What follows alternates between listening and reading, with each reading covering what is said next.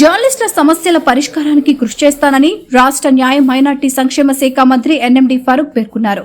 నంద్యాల జిల్లా ఏపీయూడబ్ల్యూజే జిల్లా కమిటీ ఆధ్వర్యంలో మంగళవారం శ్రీరామకృష్ణ పీజీ కాలేజ్ ఆడిటోరియం నందు మంత్రి ఫరూక్ ను ఘనంగా సన్మానించారు. ఈ సందర్భంగా ఏపీయూడబ్ల్యూజే రాష్ట్ర అధ్యక్షులు ఐవి సుబ్బారావు మాట్లాడుతూ రాష్ట్రంలోని జర్నలిస్టుల సమస్యలను వివరించారు. మంత్రి ఫరూక్ జర్నలిస్టుల సమస్యలను ముఖ్యమంత్రి చంద్రబాబు నాయుడు, మంత్రి నారా లోకేష్ దృష్టికి తీసుకువెళ్లాలని కోరారు. ఈ కార్యక్రమంలో రామకృష్ణ విద్యా సంస్థల అధినేత డాక్టర్ రామకృష్ణారెడ్డి, ఏపీడబ్ల్యూజే జిల్లా అధ్యక్ష కార్యదర్శులు మధుబాబు, ఉస్మాన్ బాషా, ఎలక్ట్రానిక్ మీడియా అధ్యక్షులు చలంబాబు, సీనియర్ పాత్రికేయులు జనార్దన్ రెడ్డి, భాస్కర్ రెడ్డి, ప్రభాకర్ రెడ్డి, ఏపీయూడబ్ల్యూజే కర్నూలు జిల్లా అధ్యక్ష కార్యదర్శులు నాగరాజు, శ్రీనివాసగౌడ్, ఐజేయు నాయకులు నాగరాజు, పాత్రికేయులు, ఎలక్ట్రానిక్ ప్రింట్ మీడియా జిల్లా కార్యవర్గ సభ్యులు, రాష్ట్ర కౌన్సిల్ సభ్యులు తదితరులు పాల్గొన్నారు.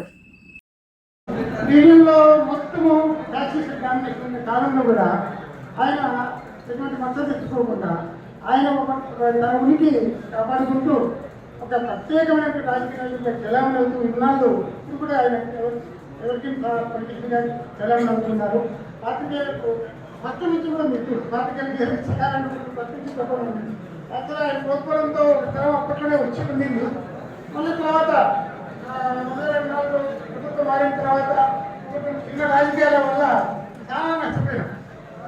అంటే పరంపరగా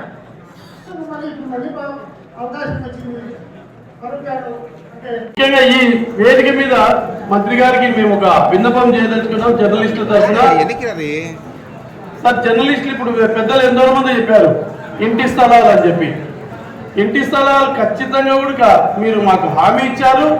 పార్టీ మేనిఫెస్టోలోనే కాదు, మీరు కూడా మాకు ఇచ్చారు. అవే ముందు కూడా ఇప్పుడు స్టెప్ వేస్తున్నారు. దాని గ్రౌండ్ వర్క్ కూడా స్టార్ట్ అయింది సార్. దాన్ని తొందరగా కంప్లీట్ అయ్యి మాకు ఇళ్ల స్థలాలు ఇచ్చే కార్యక్రమం పూర్తి చేయాలని చెప్పి కోరుకుంటున్నా. మరొక ప్రత్యేక రిక్వెస్ట్ మాదేమంటే, ఏపీయూడబ్ల్యూజే కోసం యూనియన్ ఒక కార్యాలయం మేము ఏర్పాటు చేసుకోవడం కోసం ప్రెస్ క్లబ్ అంటే అది ఏపీయూడబ్ల్యూజే ప్రెస్ క్లబ్ గా ఏర్పాటు చేసుకునేందుకు మాకు స్థలం కేటాయించాలి సార్. ఎందుకంటే లాస్ట్ టైం కూడా ఖచ్చితంగా మాకు ప్రభుత్వం నంద్యాలలో 25 సెంట్లు మేము అడగడం జరిగింది.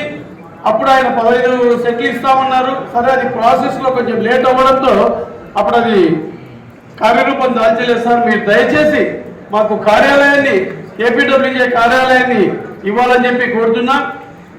అలాగే అక్రిడేషన్లు కూడా గతంలో 10 సంవత్సరాల క్రితం ఉన్న అక్రిడేషన్లు కంటే ఇప్పుడు దాదాపు సగం దాకా ఉన్నాయి.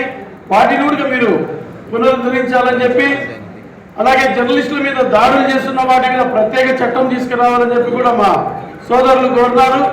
ఇంకొక ముఖ్య విషయం ఏమంటే సార్, ఇప్పుడు జర్నలిజంలో వచ్చిన వాళ్ళలో చాలా మంది యంగ్స్టర్సే ఉన్నారు. వాళ్ళ పిల్లలు స్కూల్ చదువు చదువుతున్నారు. ప్రతి జిల్లాలో ఇప్పుడు దాదాపు మన ఆంధ్రప్రదేశ్లో 26 జిల్లాల్లో మోర్ దెన్ 20 జిల్లాలలో కలెక్టర్ గారు జర్నలిస్టుల పిల్లలకు ఉచిత విద్య ఇవ్వాలని చెప్పి ప్రైవేట్ స్కూళ్లకు ఆయన జీవో ఇవ్వడం జరిగింది.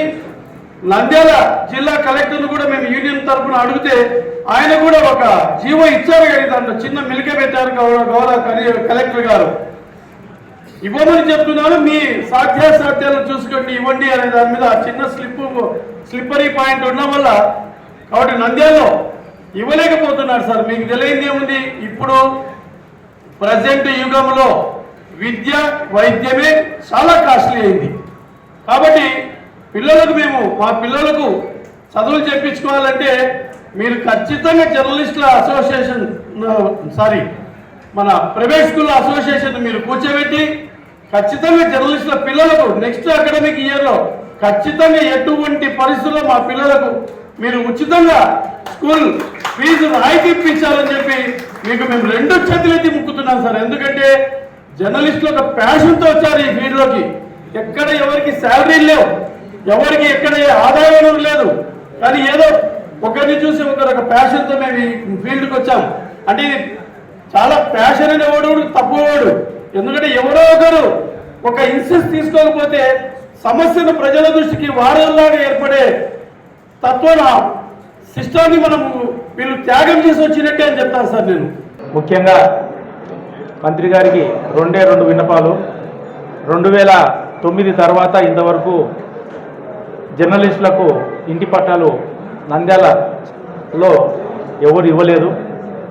అప్పుడు 2009 నుంచి ఇప్పటికీ దగ్గర ఇది ఒక 25 అంటే 16 సంవత్సరాలైంది సార్. ఈ 16 సంవత్సరాల్లో చాలామంది రిక్రూట్మెంట్ వచ్చినారు. గతంలో తీసుకున్నటువంటి వాళ్ళు మినహాయిస్తే ఇప్పుడు ఉన్నటువంటి వాళ్ళకి చాలామందికి లేదు. దయచేసి మీరు జూన్ 12వ తేదీన రాష్ట్ర మంత్రిగా ప్రమాణ స్వీకారం చేశారు. రాబోయే జూన్ 12 1 ఇయర్ అవుతుంది.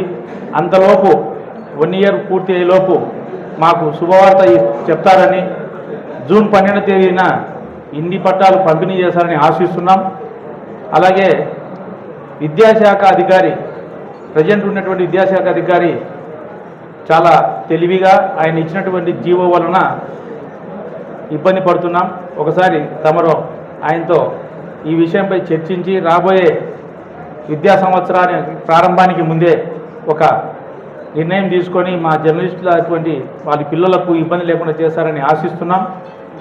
మరొక ముఖ్య విషయం సార్, ఇటీవల కొంతమంది ఈ బస్ పాసుల అక్రిడేషన్లకు సంబంధించి అర్హత ఉన్నప్పటికీ పొందలేకపోతున్నారు. మీరు సమాచార శాఖ మంత్రితో చర్చించి దీనిపైన ఒక నిర్ణయం తీసుకొని మాకు న్యాయం చేయాలని కోరుతున్నాం. జర్నలిస్టులు సామాజిక స్పృహతో ఈ వ్యవస్థలో దాని బాగోలు కోసం తన వంతు ప్రజా సమస్యల పరిష్కారం కోసం ఎంతో కొంత కృషి చేయాలి, పాటుపడాలి అనే ఒక రకమైన ఆసక్తితోటి ముందుకు వస్తున్నారు.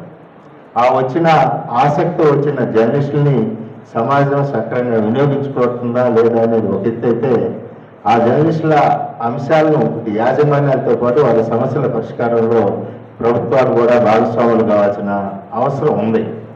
కానీ ప్రభుత్వాలు రాను ఏ విధంగా తయారవుతుంది మీ అందరికీ తెలుసు. ఒక ప్రభుత్వం వస్తే జర్నలిస్టులు ఒక కోణంలో చూడటం, ఇంకో ప్రభుత్వం వస్తే ఇంకో కోణంలో చూడటం ఒక పరిపాటిగా మారిపోయింది.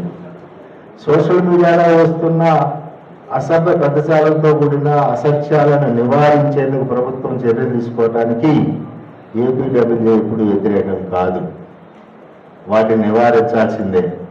ఈ సమాజాన్ని, ప్రజల మనోభావాలను తప్పుదోవ పట్టించే అసత్యాల ప్రసారం చేసే హక్కు ఏ మీడియాకు లేదు, అందులో పనిచేసే జర్నలిస్టులకి లేదు.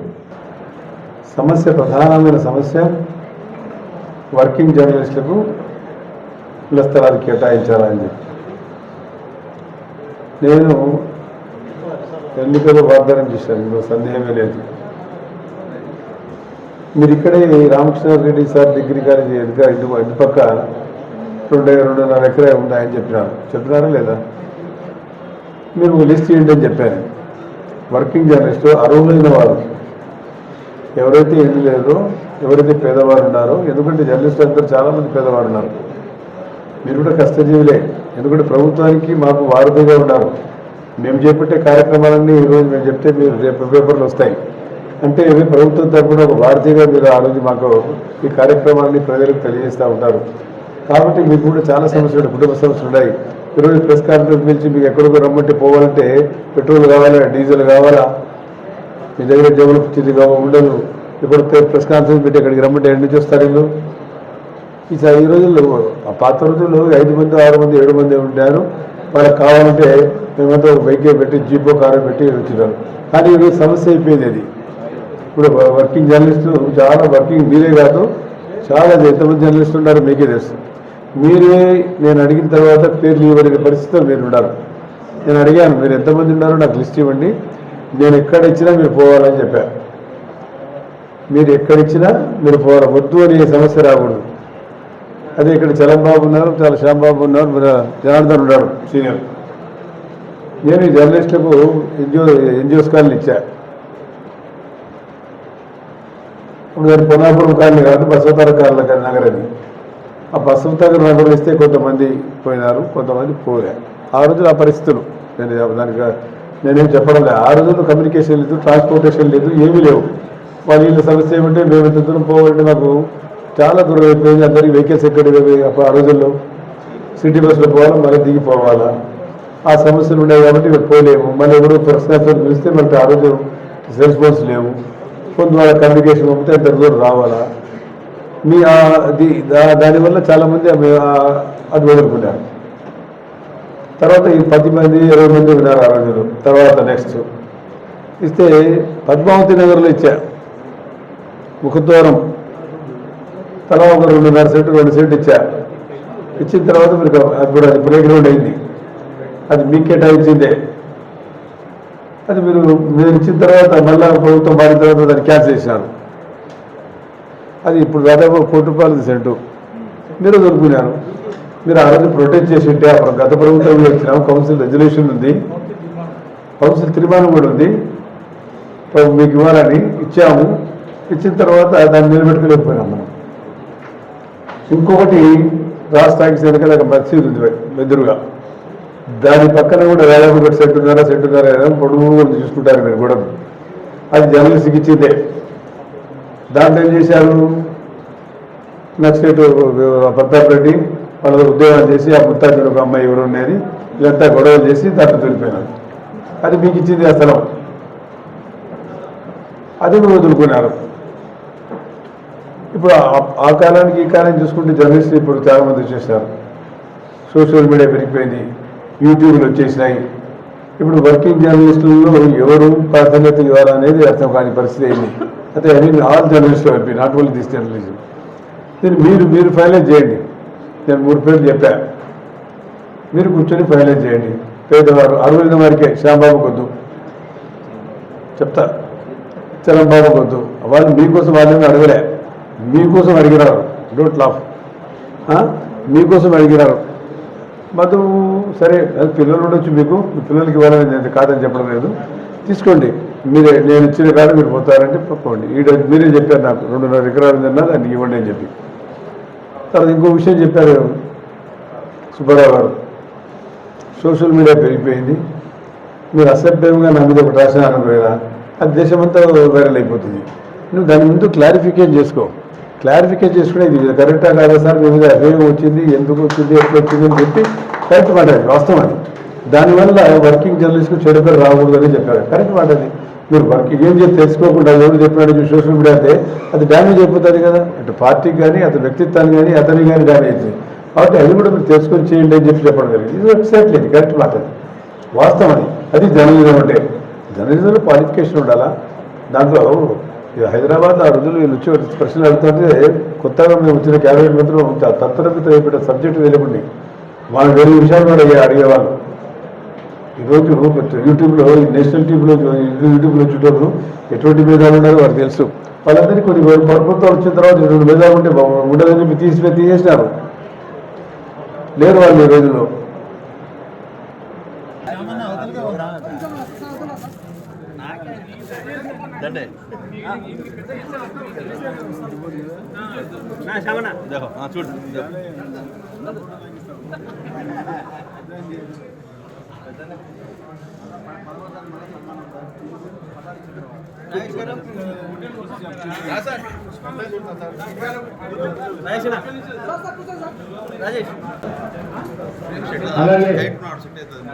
రాష్ట్ర కౌన్సిల్ సభ్యులుగా, కార్యవర్గ సభ్యులుగా వివిడి న్యూస్ టీవీని తక్షణమే సబ్స్క్రైబ్ చేసుకోండి. నోటిఫికేషన్ కోసం బెల్ ఐకాన్ క్లిక్ చేయండి.